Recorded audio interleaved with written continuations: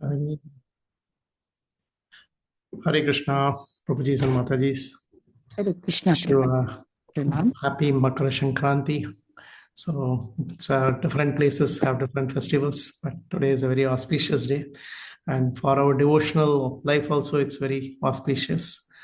So, we'll start today with a very nice shloka from Bhagavad Gita. Before we start, we'll do the Dhyana shloka. ॐ अज्ञानतिम्रान्धस्य ज्ञानाञ्जनशलाखया चक्षुरुन्मिलितं येन तस्मै श्रीगुरवे नमः।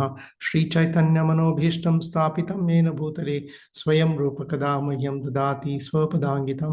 वन्देऽहं श्रीगुरुं श्रीयुतपदकमलं श्रीगुरुं वैष्णवांश्च श्रीरूपं सागरजातं सहगणा रघुनाथान्वितं तं सजीवं साद्वैतं सावधूतं परिजनसहितं कृष्णचैतन्यदेवं श्रीराधाकृष्णपादान् सहगणललिता श्रीविशाखान्वितांश्च। हे कृष्णा करुणा सिन्धु दीनबन्धो जगत्पते गोपेश गोपिकान्त राधाकान्त नमोऽस्तुते। तप्तकाञ्चन गौराङ्गे राधे वृन्दावनेश्वरी वृषभानुसुते देवी प्रणमामि हरिप्रिये। वाञ्छाकल्पतरुभ्यश्च कृपा सिन्धुभ्यः च पतितानां पावनेभ्यो वैष्णवेभ्यो नमो नमः। जय श्री कृष्ण चैतन्य प्रभु नित्यानंद श्री अद्वैत गदाधर श्रीवासादि गौरभक्तवृंद। हरे कृष्ण कृष्ण कृष्ण हरे हरे, हरे Ram Ram Ram Hare Hare. So today is a very nice verse from the 12th chapter, that is 12.4. The chapter itself entitled as Devotional Service, and which is what is very important. Right, we'll start.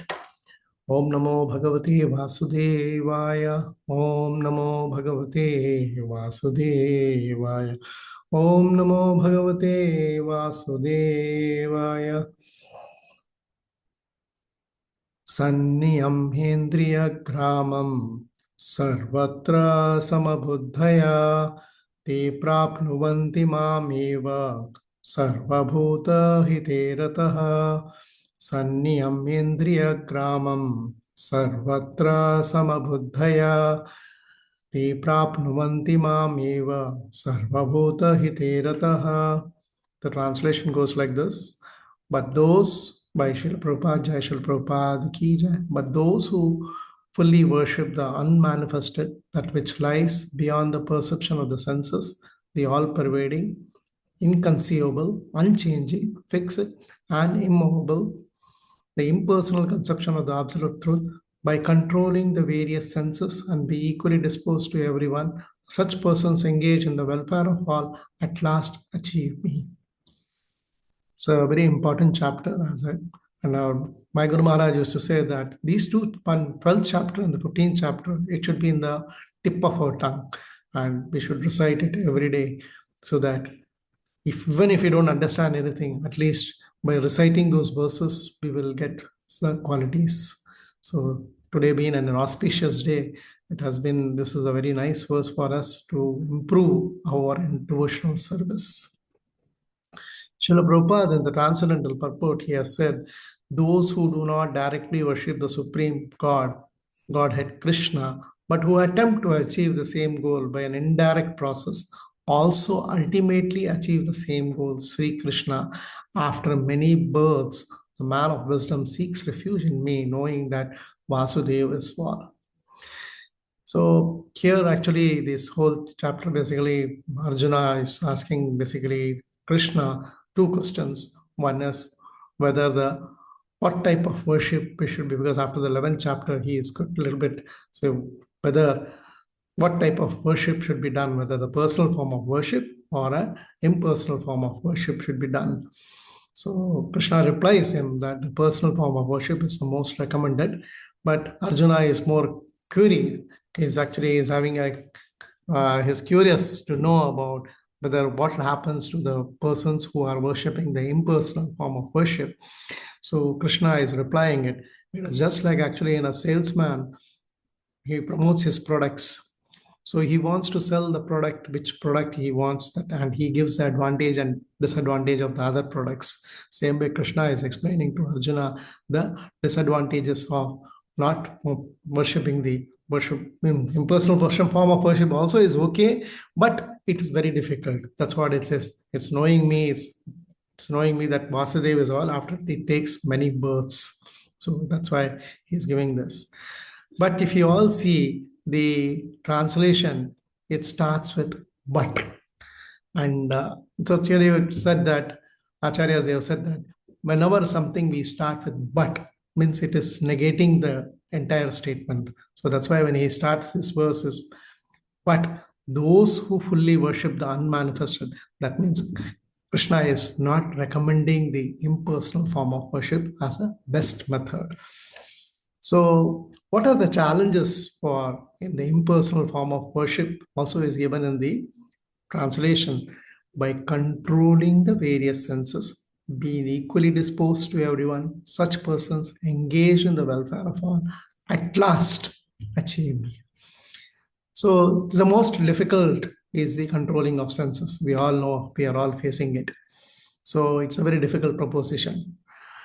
And it is said that controlling the senses and is like actually caging a wild animal or a restless child. So for both of them requires engagement, and without engagement, it is very difficult. How normally a wild animal is trapped? It is either by the attraction of food or attraction of an opposite sex. So the best example you can see of the elephant.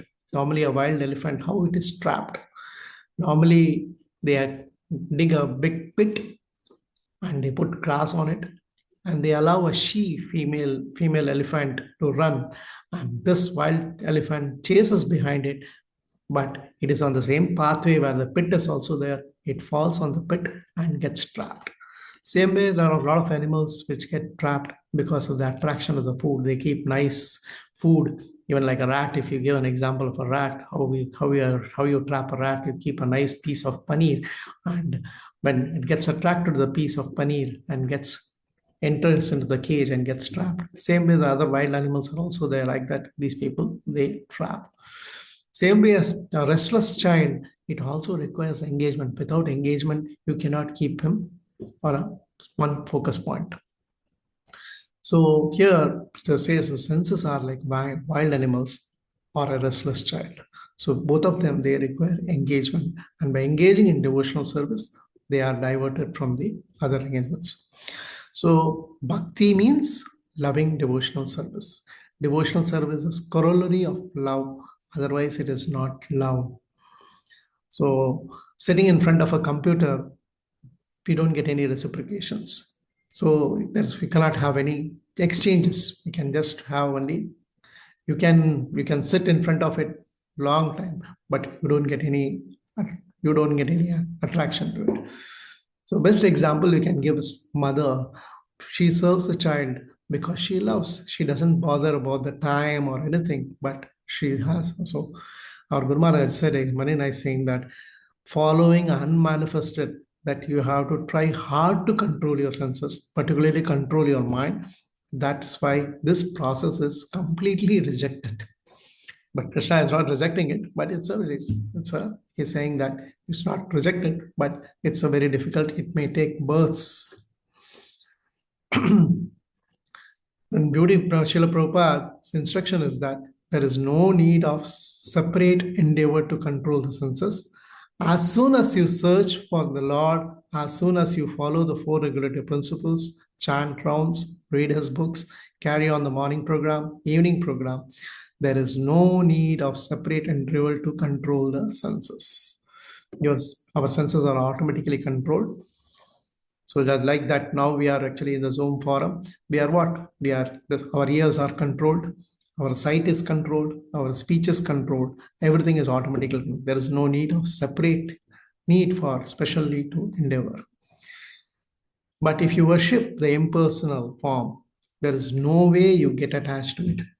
That's a main difficulty. And that's why these jnanis and yogis, they try the material field, they leave the material field, they enter into the spiritual realm, but there is no destination for them.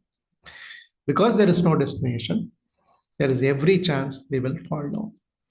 We know the example of Subramani, how he meditated 10,000 years under the water, but he just got distracted by just hearing to a coupling of two fishes. And after that, what happened? He created a beautiful form of body and married 51 princes. So then we also know Vishwamitra Muni, who was sent by, who was actually distracted by Indra and sent society girl Menaka, and he got attracted to her, and he had a child Shakuntala. And they say that for the 4 years he forgot about the meditation. So this is the difficulty. This is the fate of we're not attached to the personal form of Lord. Whereas the personal form of the Lord, there is no need of going to the forest. We can stay as a Grahastha ashram and continue it. Yes. There is a very nice shloka in 5.1.117 where it says, Bhayam pramattasya vaneshapi syat yata saste sahashat sapatne jitendriya satmarater bhudasya grahashrame kim nu karoti avadhyam.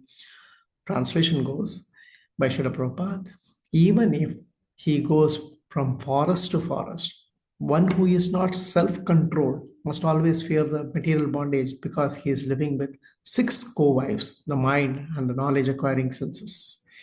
Even a householder's life, however, cannot harm a self-satisfied learned man who has conquered his senses.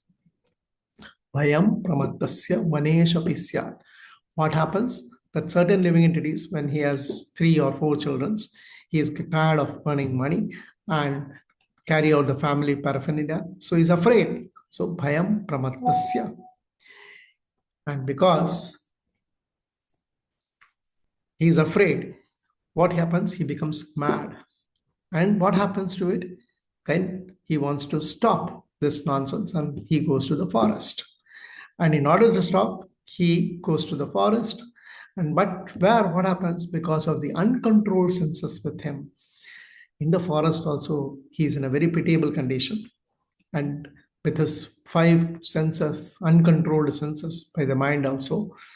And what happened? This is the Sahashat Sapatne. And so so here it is said that uncontrolled situation, because of the uncontrolled situation, he lost everything and he creates another family also in the forest. Whereas the person who has control of his senses, which is Jitendriyasatma Rater Budasya. Jitendriyasatma means Jita means conquer, Indriya means senses, who have controlled the senses, and with controlled senses, Atma Rateha, those who are attracted to the self-realization is possible. So whether he lives in the forest or in the house, it is the same for him. That's why Vyas Bhagavan gives the conclusion. He says, Grahamasha kim no karoti avadhyam. What harm can a Graha ashram be do? There is no harm at all. So that's why Prabhupada in the purport also has given in this same verse, he has given that one who has controlled his senses, going to the forest to become a so-called yogi is meaningless because his uncontrolled mind and senses are going with him. He cannot achieve anything even by giving up household life and staying in the forest. The second point in this verse talks about is being equally disposed of. It is also very difficult because we can't be equally disposed at any point of time as a common man. So best example we can live through is an example of supposing your neighborhood child breaks a TV. It creates such a havoc that even sometimes it is highlighted in the newspaper that 2 neighbors fought or because of the child breaking a TV or something. So you cannot be equally disposed at. But if it is the same, the TV is broken by your own child, then what happens? You can maximum can scold him, but there can't be any fight or anything like that. You have to accept it. Same way, when we are in the office and when we are in the house, we behave in a different manner. You are dressed well dressed, going to the office, you're in a tie suit, coat suit, and you're having your breakfast, and your wife, she comes and gives a cup of coffee or sambar, which gets spilled over your coat and suit. So you can know the reactions, what happens to it. You get totally upset and you start shouting, screaming like this and that. But in the office, same, when our boss, he is having a cup of coffee or cup of tea, and it somehow it trembles into your suit, what happens? Do you react like the same way? You don't react in the same way. We are equally, so how can we be equally disposed of at every place? It's not possible. Whereas a devotee, how he behaves, it is actually in devotee called, there's a story actually, basically. Raghudas, he was a very staunch believer of Sri Ramchandra, but somehow he goes to Jagannath Puri and he gets establishes a good relationship with Lord Jagannath.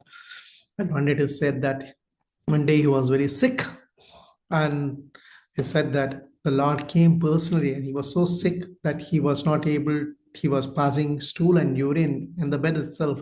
And Lord came as a form of a small child and cleaned him and did all the menial services.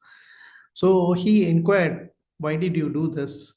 You could have cured me instead of giving me. But he said, no, I like to do, I take pleasure in serving my own devotees.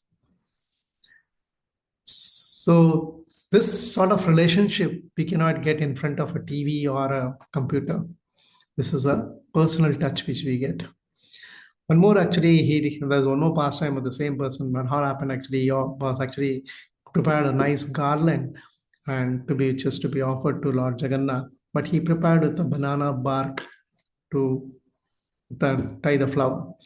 The pandas, they said they refused to accept the garland because they said that it would be a thread. You cannot use a banana bark tying the thread instead of thread. So they rejected him. And this Raghudas, he was so upset. He went to home back. He did not have prasadam. He did not have anything. He did not sleep also. And in the midnight, normally in the night, normally it's said in Jagannath Puri that they normally try to change the garland and dress up Jagannath for the next day morning, this darshan. But on that day, Jagannath refused to accept any garland from the pandas. So then they called the head pandas, and then was allowed, but the head panda was also was unable to convince Jagannath. And then they left as it is. And in the dream, Jagannath came and said that, why did you reject the garland made by Raghudas? Why you would not accept it? You did not, you just saw the external form of his making the garland, but you do not know the love with which he has made the garland. So you go and find out him and get that garland for me, then only I will accept any garland. So that's how actually this loving relationship is there in the personal form of the Lord, whereas in an impersonal form, you will not get such reciprocative things. There is a care, attention, what all we see, how much devotee gets from the Lord itself. And he also gets satisfaction by doing this such a service. The third one, it is said to be engaged in the welfare of all. This is also a very difficult proposition. We can know by the examples by Lord Ramchandra. You know that after the 14 years of Vanvas and Sita Mata was abducted by Ravana, and she was also brought back to Ayodhya. And there was a conversation between a washerman and his wife. What happened to it? The washerman's wife, she had stayed somewhere in a night stay. She had an outstation. And when she came back, this washerman was very upset and he said, no, I will not accept you. Then it went up to the court of Ayodhya. So they went to Sri Ram. At that time, it was easy. So they were able to go to the Ayodhya and ask for justification from the king. Then the washerman gave his justification that I am not Ram to accept this. My wife, she stayed outside one night full and then to accept her. So just to appease the washerman, he left Lord Sita Mata, and she was totally, because to keep her, to live with the expectation of his subject, Ram actually gave up Sita. So for a common man to do such thing, it's not very easy task. Second thing is actually one more pastime is there, where we all know that Lord Ram was to be coronated as a king. And what happened, we all know. In short, I'm telling. So that he had to uh, keep up the promise of his father. He gave up the kingdom and all his subjects. So these are all very difficult to achieve. But even in the impersonal form, these things, they condition, they somehow, if you say they achieve it, what they achieve it? They achieve only the Brahmajyoti effulgence. So where there is no activity, there is no attribute. We, that's what actually, and Bhagavad Gita 4.11 says, Ye yathamam prapadyante tam stataiva bhajamyaham mama vartamanu vartante manushya partha sarvashaha. As all surrender unto me, I reward them accordingly. Everyone follows my path in all respects, O son of Pritha. In the purport, it says Krishna rewards all the devotees equally according to their different intensities of love for him. So, but an impersonalist, can he become a devotee? We have an example, the Chatur Kumars of Sanatan, who were able to visit the Vaikuntha planet, and how they got attracted by the smell of the Tulsi tree. That is, Tulsi Maharani gave him the association, and by that they became a devotee. So Srimad Bhagavatam 3.5.47 has a similar verse like what we have read in 12.4. Tatha parichatma samadhi yoga balena jitva prakritim balishtam tvameva dhira purusham visanti tesham shramasyanatu sevayate. Translation goes like that. Others who are pacified by the means of transcendental self-realizations and have conquered over the modes of nature by dint of strong power and knowledge also enter into you, but for them there is much pain, whereas the devotee simply discharges devotional service and this feels no such pain. The purport, there's a very punching point where it says, one may suggest there is sufficient labor for the devotee also in the matter of discharging devotional service, but the labor is compensated by the enhancement of transcendental pleasure. The devotees derive more transcendental pleasure while engaged continuously in the service of the Lord than when they have no such engagement. So, the impersonal form of worship is, even though difficult, but it is very difficult, whereas the personal form of worship is so easy. That's what we are all recommending. That's what Krishna is recommending. That personal form of worship is more recommended than the impersonal form of worship. Hare Krishna, Prabhuji, Samataji. Thank you very much. Vanchakalpatrubhyasya kripa sindhuvecha patitanam pavnebhyo vaishnavebhyo namo. Hare Krishna. Hare Krishna, Prabhuji. Thank you. Thank you.